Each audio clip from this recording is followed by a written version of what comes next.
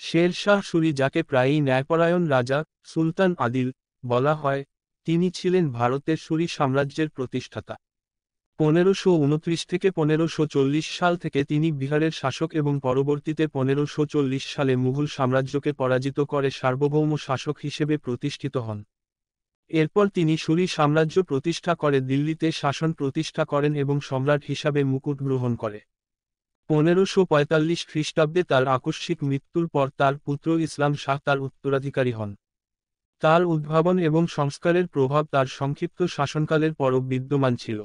তার চিরশত্রু হুমায়ুন তাকে উস্তাদ-ই-বাদশাহ, রাজাদের শিক্ষক হিসেবে উল্লেখ করতেন। তার রাজত্বের সময়কালে তিনি সকল যুদ্ধে অপরাজিত ছিলেন। তার শৈশবকালে অভ্যন্তরীণ পারিবারিক কলহের কারণে তাকে বাড়ি থেকে পালিয়ে যেতে হয়েছিল। তিনি জৌনপুরে একটি শিক্ষা গ্রহণ করেন, যেখানে তার পিতা তার জায়গিরগুলির ব্যবস্থাপক পদের প্রস্তাব দেওয়ার পর তিনি ক্ষমতায় উত্থান শুরু করেন। শেরশাহ তার পিতার অঞ্চলগুলিকে শাসন করতেন এবং তার সংস্কারের কারণে খ্যাতি অর্জন করতে শুরু করেছিলেন, যা এই অঞ্চলে সমৃদ্ধি দেখেছিল। পারিবারিক চক্রান্তের কারণে তিনি জায়গিরদের উপর তার অবস্থান ছেড়ে দেন। শের শাহ আগ্রা চলে যান, কারণ সেখানে তিনি পিতার মৃত্যুর আগ পর্যন্ত ছিলেন।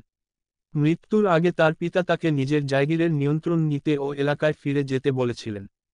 মুঘলরা ক্ষমতা লাভের পর শের শাহ আগ্রায় সময় কাটিয়েছিলেন, বাবরের অধীনে মুঘলদের নেতৃত্ব পর্যবেক্ষণ করেছিলেন। আগ্রা ত্যাগ করার পর তিনি বিহারের গভর্নরের অধীনে চাকরি নেন। 1528 সালে বিহারের গভর্নরের মৃত্যুর পর তিনি বিহারে একটি উচ্চ পদ লাভ করেন এবং 1530 সালে রাজ্যের ওয়ালি এবং দে facto শাসক হন। তিনি এই অঞ্চলের আভিজাত্যের সাথে এবং বাংলা সালতানাতের বিরুদ্ধে দ্বন্দ্বে লিপ্ত হন। 1538 সালে যখন মুঘল সম্রাট হুমায়ুন অন্যত্র সামরিক অভিযানে ছিলেন, তখন শের শাহ বাংলা সালতানাত দখল করেন এবং সুরি রাজবংশ প্রতিষ্ঠা করেন। তিনি মুঘলদের পরাজিত করেন এবং তাদের ভারত থেকে বিতাড়িত করেন, দিল্লিতে নিজেকে উত্তর ভারতের সম্রাট হিসেবে প্রতিষ্ঠিত করেন। একজন সেরা কৌশলবিদ, শের শাহ নিজেকে দক্ষ শাসক ও দক্ষ সেনাপতি হিসেবে প্রমাণ করেছিলেন।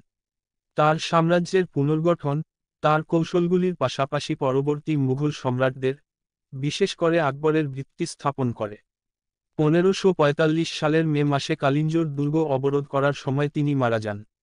তার মৃত্যুর পর সাম্রাজ্য গৃহযুদ্ধে জড়িয়ে পড়ে এবং পরে এটি মুঘলদের দ্বারা পুনরায় জয় করা হয়।